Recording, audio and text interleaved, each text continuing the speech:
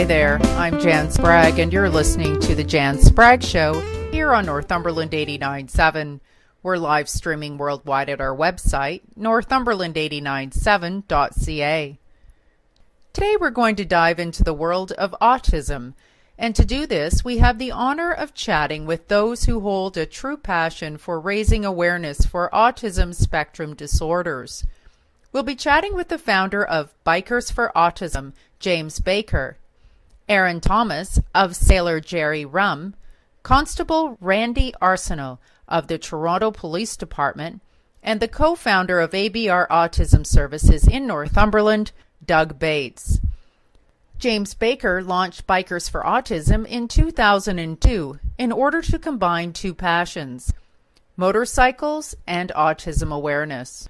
James recognized that the close-knit culture of the motorcycle community was very similar to that of the autism community, so he set out to bring these two communities together. Bikers for Autism is on a cross-country motorcycle ride that started in British Columbia. It focuses on raising public awareness for autism, highlighting the importance of early diagnosis, as well as raising funds for services and to support Autism Centres and families affected by autism. They will join us live momentarily from the Toronto Police Services Scarborough Department 43rd Division, which is one of the stops on their cross-country ride. Later on in the show, Doug Bates, the co-founder of ABR Autism Services in Northumberland, will join us in studio to talk about his personal experience with autism, as well as fill us in on some of the things you need to be aware of, as well as some knowledge behind the scenes. But first, let's connect with Constable Randy Arsenault of the Toronto Police Services in Scarborough, who organized the event for the Toronto Police. Hi, Randy. Thanks for joining us today. I really want to thank you for involving us in this. You've been very instrumental in ensuring that the Bikers for Autism stopped at your station on their cross-country ride. I know that awareness for autism is important to you personally, as well as it is for the station. And one of the things you shared with me was just how much you were amazed by how many people have been touched by autism as soon as you started to talk about this pairing between the Toronto Police Services as well as the Bikers for Autism. I wondered if you could tell us what you see coming up next for the Bikers of Autism and Toronto Police Services. You know what? We're just going to, I believe they leave Toronto Saturday. We're going to continue to work together this year. This is our first time working with Bikers for Autism and their partners. Moving forward, we want to do this again next year. We want to make it bigger and better and hold a bigger venue. And we want to see some Toronto Police motorcycles out riding with the boys next year. So I'm going to make sure that happens. That sounds great. Yes, absolutely. Good. Yeah. And James, thanks for joining us today, and I know you have Aaron there as well. James, you're the founder. What inspired you to create Bikers for Autism? There's a lot of things that kind of contributed to the starting of Bikers for Autism, but it was mainly just, witnessing my own family's challenges with raising their son who was diagnosed with a high-functioning form of autism. And what then made you pair this with biking? Well, kind of my passion for motorcycles, came from my dad, so it's a long line of history there. And then, we were able to kind of recognize that there's a very tight-knit community between motorcycles and a very tight-knit community in the autism community. So we work together to bring the two together, and it allows us to do what we love and help some people along the way and raise some money for a great cause. Yeah, and why across Canada? I mean, that's quite an adventure. Well, the Canada thing kind of started with, my whole family bloodline comes from the East Coast, and I was born and raised out in BC, so it's only natural that we want to stay to Canada and stay true to our roots.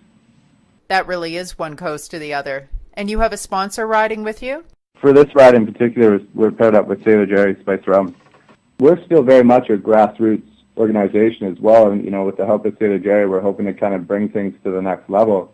But we're definitely out there helping everyone around us. We're not shying away from extending a hand to any family or any center really. And what's really important to you as far as the goals of the organization?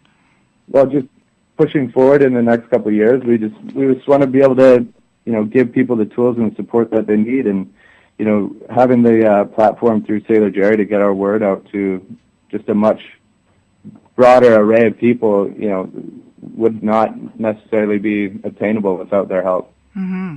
And I understand there's certain aspects such as, well, education overall, but also the importance of early diagnosis. Yeah, well, it's absolutely paramount. In BC in specific, funding changes after a certain age. I believe it's up until the age of 6, a family will receive only $22,000 a year. After the age of 6, it goes down to $6,000, and then after the age of 18, there's no funding available.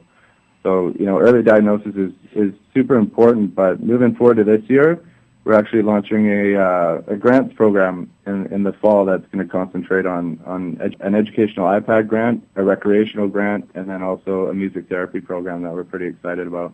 I bet. How will the music therapy work? Well, the music therapy thing is actually a really great opportunity. There's a center being built in Vancouver called the Pacific Autism Family Center. It's going to be a state-of-the-art center, a $30 million center in Richmond, and we've actually teamed up with musicheals.ca. We're going to kind of sponsor the music therapy program. So how that works is, anybody that's on the autism spectrum will be able to come and work with a music therapist. Yeah, that is very exciting, isn't it? Absolutely. Yeah. And because early diagnosis is so important, I also understand that it can take a while to be diagnosed, to get through the system. Yeah, it can be quite a long wait if you went through the public system. Either that, or you can also, not every family has the funding to go private diagnosis, which is a lot quicker. Again, I'm not sure what it's like out in Ontario, but it can be quite a process in BC, definitely. Mm-hmm. What have you learned is one of the most important things when it comes to people on the autism spectrum? Different. It varies with everybody. Just with the sheer amount of how many people are affected by it. 1 in 68 in North America. So, it's about being supportive. It's about taking the necessary steps to help that individual develop the best they can. So, right from the get-go for the diagnosis straight up until when they're older, just giving them the tools to be able to live by themselves, depending on where they are in the spectrum. Mm-hmm. And 1 in 68, that really means that in some way this touches all of us. That really hits home, and that was a big part of our campaign with Sailor Jerry, is to really, push that message out there that it is 1 in 68, and, we want to help all Canadians right across the board, so... Mm-hmm. And I think there's a lot of misconceptions, aren't there, when it comes to people on the autism spectrum. I think that there's still a lot of education to be done.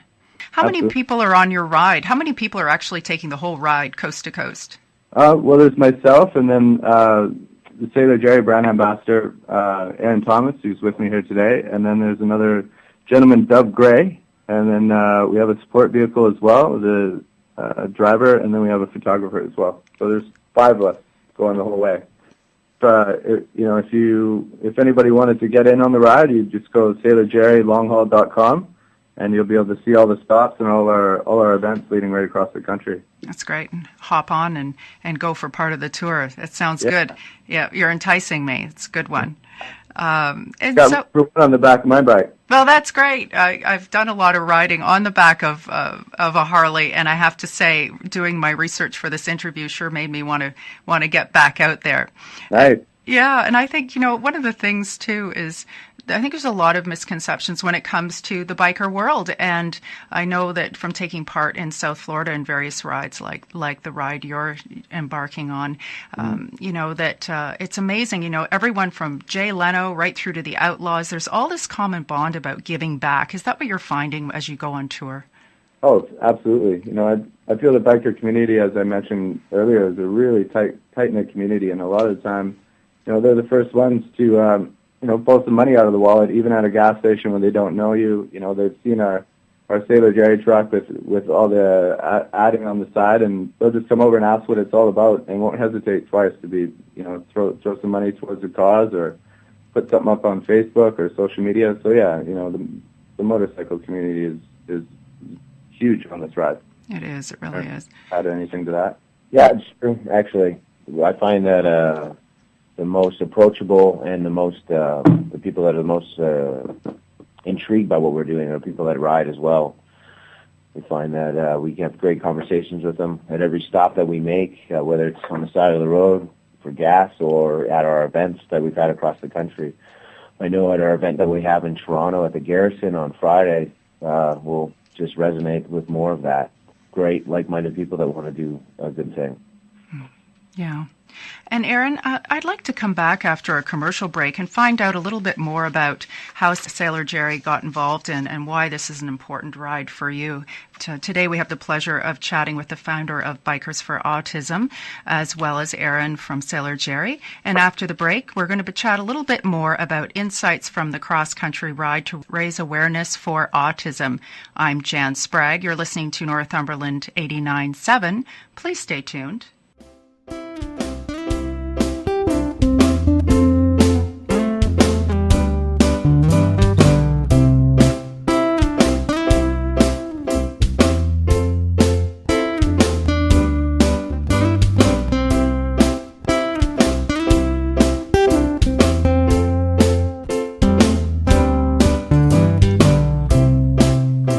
Welcome back to the Jan Spragge Show. Just before the break, we were chatting with James Baker about his cross-country ride to raise awareness for autism, Aaron Thomas with Sailor Jerry Rum Canada, and Constable Randy Arsenault of the Toronto Police. Aaron, I was wondering if you could tell us a little bit about how you got involved and how Sailor Jerry got involved with this ride. So I met James back last year at an event in Vancouver. He was a part of something we were doing down on Granville. I mean, we both ride, so immediately there's a connection, talking about bikes and everything like that. He shared that how he had done a ride previously, and I was like, why don't we... I do a road show every year because I'm the brand ambassador for Sailor Jerry Spectrum for Canada, so I'm doing events constantly all across this land, and I figured, hey, why don't we kind of relive the glory that you had on your ride in 2012, and we'll have stops in every province, and we'll host events and help raise awareness for you. At the same time, it checks off the list of what I have to do, and this way, you can feel a little bit better about it because you're doing something great at the same time. Yeah, and how have you experienced the support along the road? Well, so with Sailor Jerry, with the fans of the rum and the clothing line and everything, they all have the same kind of spirit that the bike community has. They're at the events and they become very altruistic and get involved and want to learn more and donate, then come up with their own ways to try and drive awareness while we're outside of the city. So it's been really positive. Everyone that's a Sailor Jerry fan is really taken to this quite quickly. And I would think you've met a lot of people who are autistic or have Asperger's. What's been your experience? Has it opened your eyes? What have you learned? How many people I know that never really divulged to me previously that they had like a nephew or an aunt or uncle or cousin or someone in their family that was on the spectrum. So it's been quite an eye-opener to learn how many people I know personally that are like personally related through blood, like to somebody that's on the spectrum. I had no idea. Like the 1 in 68, you hear that statistic and you're like, oh, whatever. It doesn't, but when you start having those conversations with people, you're shocked to realize that, 90% of your friends are like, oh, yeah, I know someone, or someone in my family. It's a real eye-opener. What do you think some of the biggest frustrations are for people who was wondering what you see out there? Oh, it's definitely money or funding. I've gotten countless thank yous for Sailor Jerry for helping organize this because it will help raise funds, but also raise awareness to help bring people forward to all the other programs that are out there for autism between the other provinces. And how do you find it? That's a great point. Between the different provinces, how are you finding the reception, or do you find any differences? When we started out west, there was a lot of people that were out that we had those conversations with, and as we moved to the Midwest, because the populations are a bit smaller, it wasn't as strong. But then as soon as we got into Ontario again, where the population started building, more people. Yeah, it must be a great feeling, starting off. It must have been pretty exciting sort of the day before your kickoff. Oh, yeah. Yeah. Yeah, we were at the Lords of Gastown compound down in Vancouver, and from there we rode to Kamloops, and I mean, it's a beautiful ride. It's a great way to start. Either then going through the mountains to Canmore as well. Just an absolutely beautiful way to start. And then you learn what you're made of when you get to the prairies. I would think so. Yeah, then you're riding for autism, right? At that point, you're riding strong for that. Oh, definitely. Yeah. How many days does the whole tour take? We did 15 days because we had a bit of a break in Toronto just to build out the event that we're having on Friday night at the Garrison, and also to just make sure we had our ducks in a row for the East Coast, because we want to really want to hit it home when we get to the East Coast. The community out there is incredibly loving. Like, you ask anyone, Newfoundlanders are some of the nicest people in Canada. So, I mean, we want to make sure we do right by them. Mm-hmm. Yeah. Are you getting more exposure as the years go on? Well, yeah. You build your following slowly, but this year in particular, since we got involved with Sailor Jerry, we actually threw a World Autism Awareness event last April. And as soon as we started putting it out there that Sailor was involved with our cause and our message, we definitely seen a huge spike in people following us, and it continues to grow every day as we make our way across Canada.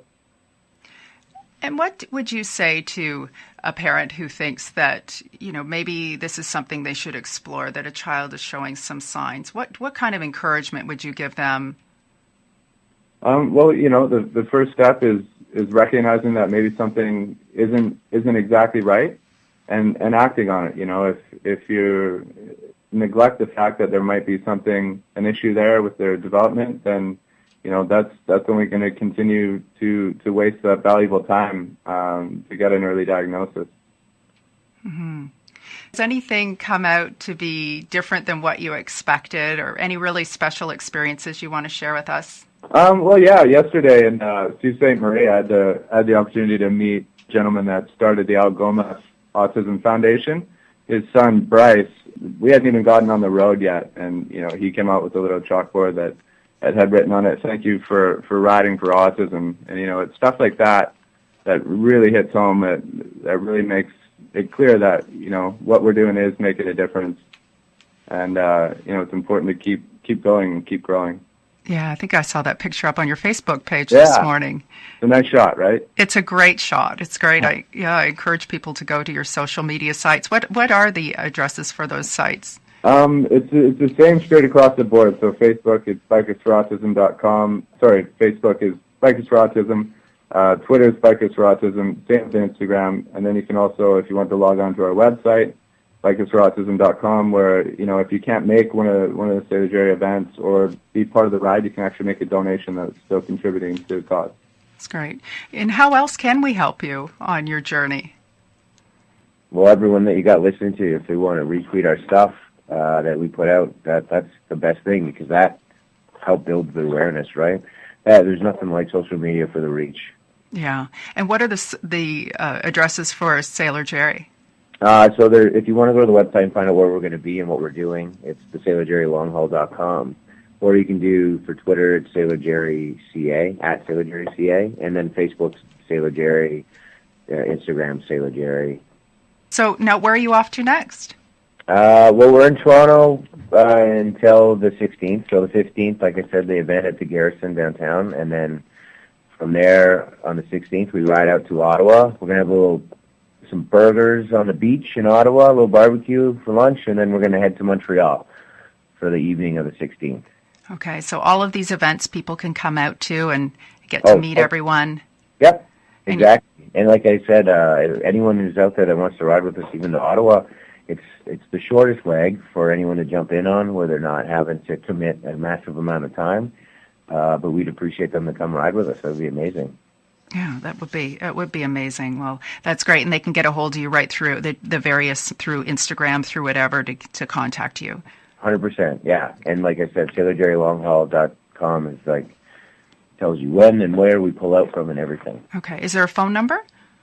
There's no phone number, but I mean, they can email or hit the Twitter, and I'll be able to reply to them quickly. You figure it out and go from there. That's great. Wonderful. Any closing kind of comments or thoughts for people on your journey and on autism, or things they need to know about coming up? Wave when they see us. There we go. Well, I understand you have some attire for sale too, so. Yeah, James actually has his Biker for Autism stuff that is available at every event. But if you see us at a gas station and you want some, just come say hi, and James can sort them out for sure. Come say hi. Yeah. Oh, that's great. What a wonderful idea. That's really good. Well, I really appreciate you taking time out to chat with us today here at Northumberland 89.7, guys. It means a lot. Thank you so much for having us. Yeah, well, we wish you all the best on the rest of your tour. We will keep an eye open for you, and we'll make sure we go to your social media sites and websites and see what you're up to and follow you. And, if you're on tour again, which I'm sure you will be, let us know. Maybe you can stop by the studios here, and we'd love to do another interview with you or promote you at any time. Hey, you'll have to come for a ride next time, though. That sounds good. I still have my helmet. I don't know if it holds here as far as the Department of Transport, but I'd be happy to get it out and get on the back of a bike again. I appreciate the offer. Absolutely. All right. Well, be well, guys. Thank you. Take care, Jan. Thanks so much. All right. Bye. That was James Baker, founder of Bikers for Autism, Aaron Thomas with Sailor Jerry Rum Canada, and Constable Randy Arsenault of the Toronto Police. They were joining us from Scarborough today. After this short break, we're going to be joined by Doug Bates in studio. Doug's the co-founder of ABR Autism Services in Northumberland. I'm Jan Spragge. You're listening to Northumberland 89.7. Please stay tuned.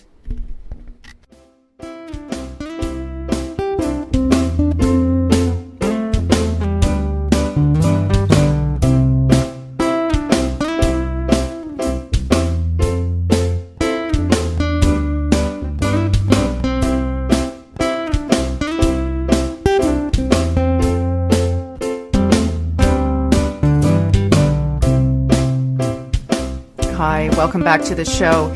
I'm Jan Spragge, and we have the pleasure of having Doug Bates join us in the studio.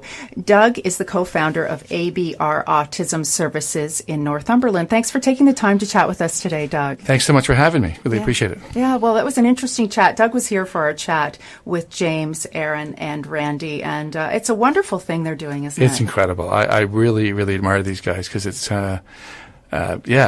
inspiring to see that they're raising awareness and in a sense tying in two passions, trying to raise awareness, but at the same time also the thrill of the ride. So it's kind of cool to see they're doing both. And I would think as a parent of children who have been diagnosed, it's got to be a great feeling.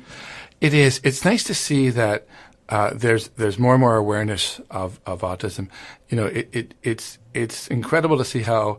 I can remember when my son was first diagnosed. I think it was, I'll probably get this wrong, but I think it was 1 in 1,000 that was diagnosed. And since then, now it's 1 in 68. So it's come a long way. Why it's spiked so much, I can only imagine that part of it's just the understanding of what autism is and better diagnosis of what it is. And more awareness of what it is. So I think that's why it's sort of spiked the way it has. But it's definitely come to almost an epidemic in a sense of how it's gone from where it was and where it is now, kind of idea. And when would your son have been diagnosed? How many years ago did that Ryan's now 13.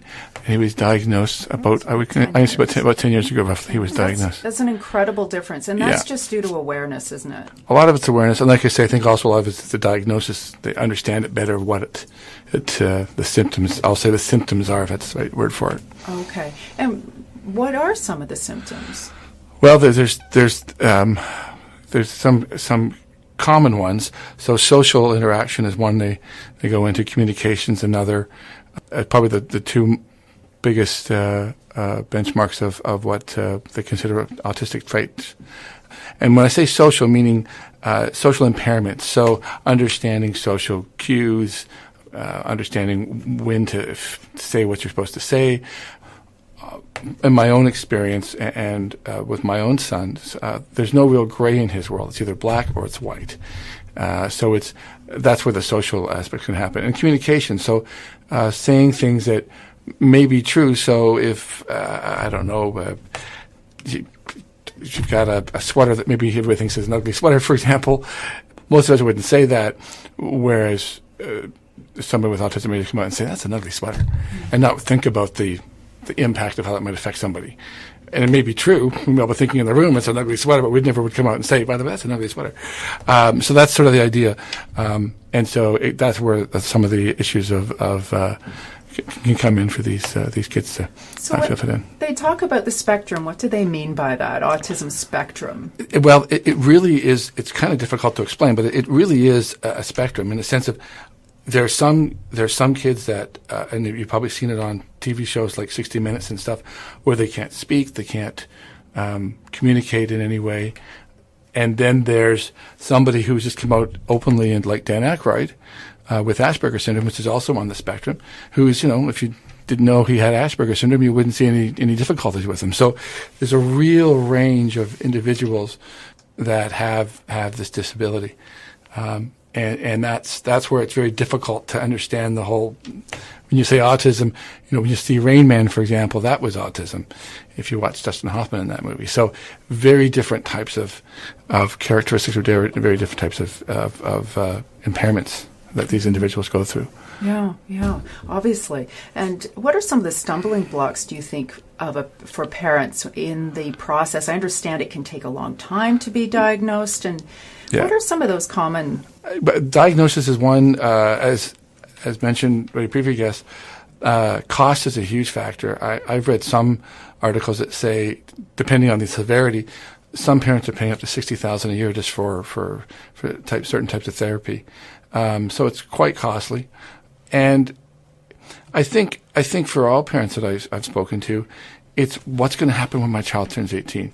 Where are they going to go? Part of the reason the Ombudsman got involved in Ontario about working about adults now is, what do we do with these kids? How do we help them get jobs? How do they, if they don't have the social communications to explain what they want to say, how do they fit in? How can you give them a career and get off, ODSP or whatever else?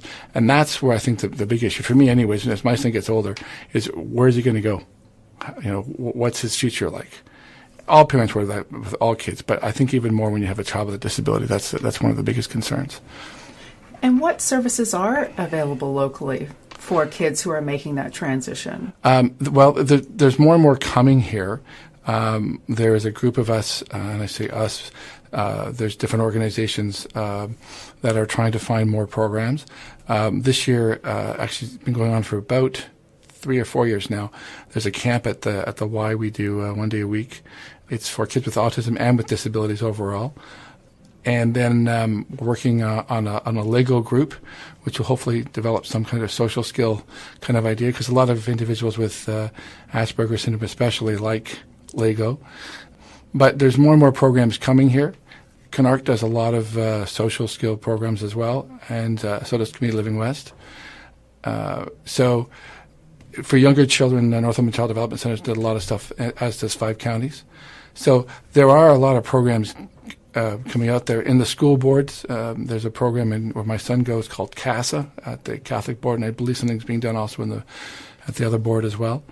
It's definitely getting more and more awareness and more funding. I just think that it's the vast numbers. That's the problem. How do you when you get 1 in 68, that's huge numbers. And it's very difficult to touch all these kids. Mm-hmm. And I would think that there's still, with the kind of difference in 10 years that you're talking about, I'm sure there's still a lot of misconceptions in society in general, and a lot of stumbling blocks in putting some of these programs in place. Yeah, and I still think the misconception is understanding I'll say the behaviors of some of these kids. And that's not to sound negative when I say it that way, but as I said earlier, it's the social aspect and the communication aspect of not always saying the correct thing, not always being, I kind of consider it, when you get to high school, there's all these different groups in a sense, and they would probably, and probably going to get in trouble for saying this, but they would probably be in the nerd or the geek group, because they're very individual, very smart, very bright, And so please don't take that offense to anybody. But that would probably be the group that they would be in. And that's nothing wrong with that group, by the way, when I say it that way. But that would probably be the group. So they wouldn't be socially accepted as much as they would if they were the jock group or some other groups kind of idea.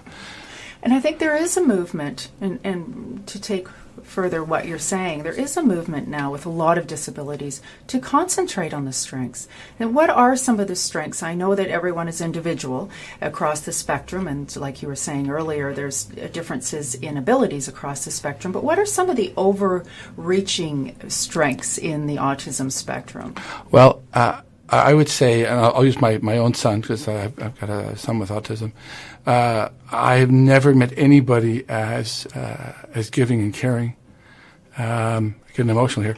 As giving and caring as he is, and his ability to remember things.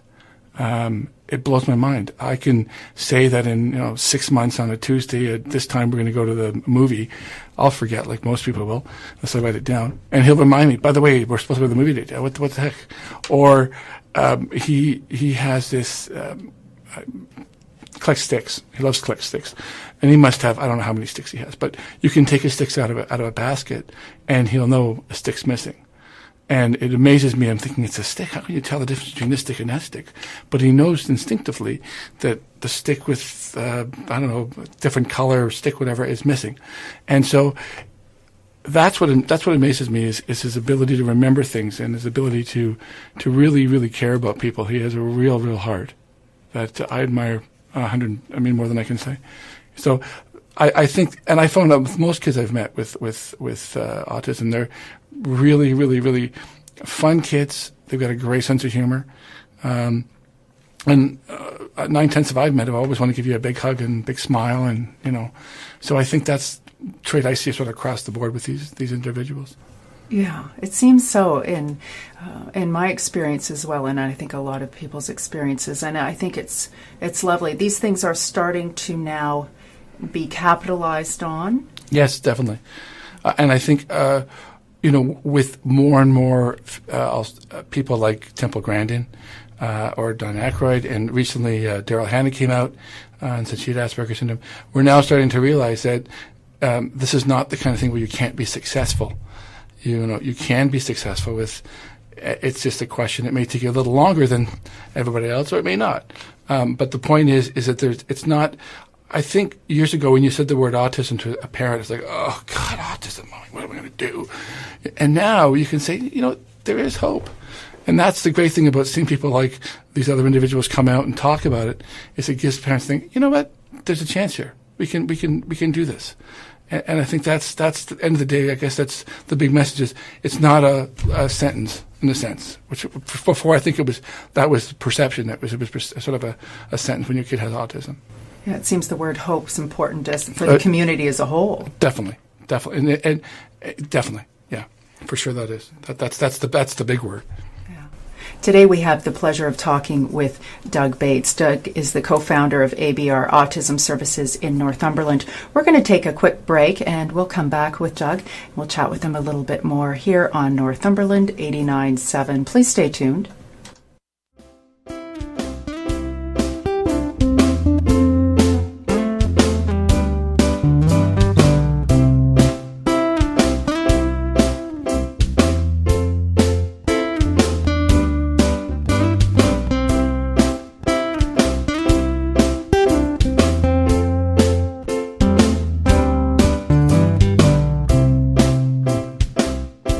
Hi, welcome back to Northumberland 89.7.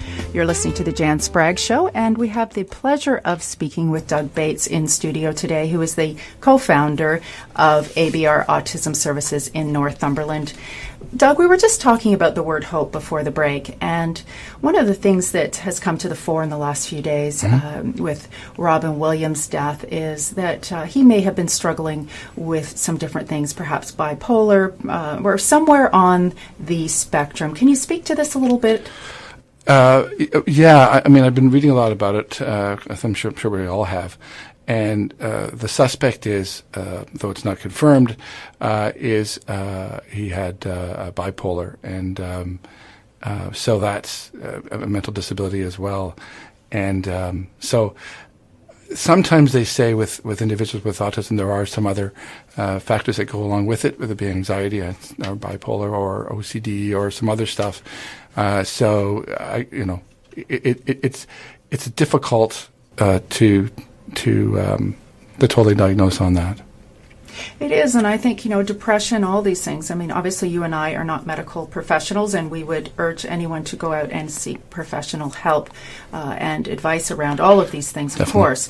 But having said that, depression is something that touches people on the autism spectrum much more so than it would for another individual. And so this must be a factor that comes into it, especially as a parent watching a child. Well, yeah, I mean, I think some of the problems is as I said earlier, because of the fact that they're a little quirky in their behavior, maybe in some of their things they like to do, some of the things they may say. We live in a very difficult society in many ways, and so we're sort of told how we're supposed to be and how we're supposed to act, and so for these individuals who sort of think, in my mind, I look at my son Ryan, who thinks outside the box. He's not inside the box. It's very difficult for people to understand somebody who doesn't think the way everybody else in the room is supposed to think, in a sense. And therefore, it's easier to sort of say, well, he's obviously a little, crazy because he doesn't think the way we think, kind of idea.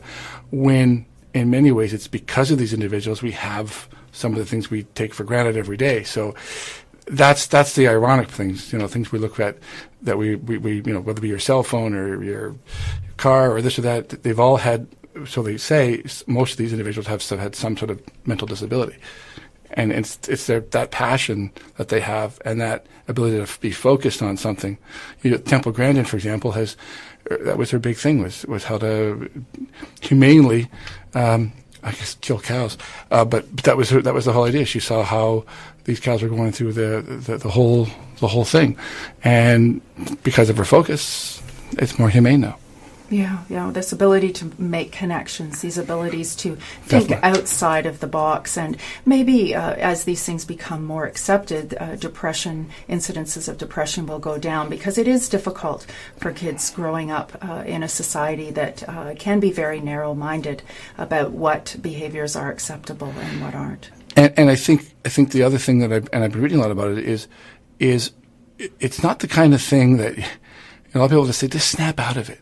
It's not that simple, and it's not. It touches everybody. I think the one thing that this Robin Williams thing opened up was you look at that tragedy and you say to yourself, how could this happen to a guy who had, in our minds, everything, success, all this kind of jazz, and it sort of shows that it doesn't discriminate. And I think that's the important thing is to realize, if you think somebody has or is showing some of the signs of depression, seek medical help immediately. Get the support out there, and don't just think it's going to go away, kind of idea, because it doesn't appear it will. That's right.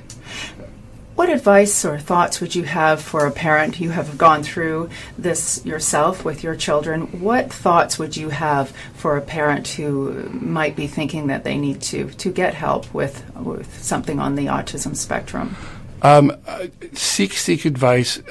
Don't take. The one thing I admire about my wife is, I remember when Ryan was first diagnosed, they thought he'd be brain dead. He wouldn't be able to talk. We were told all kinds of stuff at the beginning, and Mary never quit. So she kept on going, and we found out, now he's quite bright. He's like his father; he never shuts up, and so he. But he's a really funny little kid, and so I think that's the big thing: is never ever lose hope. If you think the diagnosis is wrong, go out, get a second opinion, and then always try to find ways to keep some kind of support system for yourself, because that's the other problem is, as a parent, you need to have time to yourself to go, okay, I can do this. And we've been blessed with really good friends and great family to help us out through the journey. So that's part of the other thing is the network of friends and network of family is critical through the whole process. Yeah, I'm sure it is. Yeah. I'm sure it is. Thank you, Doug, for taking the time to share your story. Well, thank you for having me. I really appreciate it. Story, your family's story with us, and your thoughts. How can people get a hold of ABR services locally? Yeah, I'm on Facebook. So if you type in ABR Autism, I'm on Facebook, and it has all my information on there. We have a webpage, an email address as well. So it's abrautism@gmail.com, and they can email me, and they'll probably see me somewhere in town. I'm usually doing something, so they can always stop me and ask me a question if they have a question as well. So. Yeah, and I understand that you have sort of some interesting things coming out with a new logo design. I do. This is actually from my daughter's foundation. We're working on some stuff, but indirectly it's going to help my son as well, because we want to raise more awareness on autism. And so we're sort of, I'm trying to, Katie was a big support of her brother, so this is my way of trying to help him out through her, in a sense. And bridging that. Exactly. The family ties. And exactly. That's nice. So people will watch for that in the new future. Well, thank you again. And like I say, do come into the studio again and let us know as things go along. And when you launch these beautiful... I did get a chance to take a quick look at the beautiful design for T-shirts and other things. So when you have them, we'll get them up on our Facebook page. I appreciate that. And get the word out to our listeners. Thank you so much for having me. Yeah, well, you're welcome. And thank you again. Joining us today has been Doug Bates. He is the co-founder of KBR Services here in Northumberland, and do get a hold of Doug. We share all that information on our Facebook page here at the station. And earlier we were joined also by Constable Randy Arsenault of the Toronto Police Department, as well as the founder of Bikers for Autism, James Baker, and Aaron, who is with Sailor Jerry, and they're a big supporter, and they're going cross-country with the Bikers for Autism. I posted links to various aspects of our chat today also on the show's Facebook page, which is facebook.com/Jan Spragge Show, as well as Twitter @JanSpragge. I'd love to hear your thoughts and your own experiences from today's show, so please write the station or message me through my social media. We're going to leave you with a special treat today. It's a song from a Northern Irish rap artist, Ryan Lamour. At the age of 8, Ryan was diagnosed with Asperger's, and through his rap music, he hopes to raise awareness for Asperger's and inspire and help others just like him. So we'll leave you with Ryan with Worlds Apart.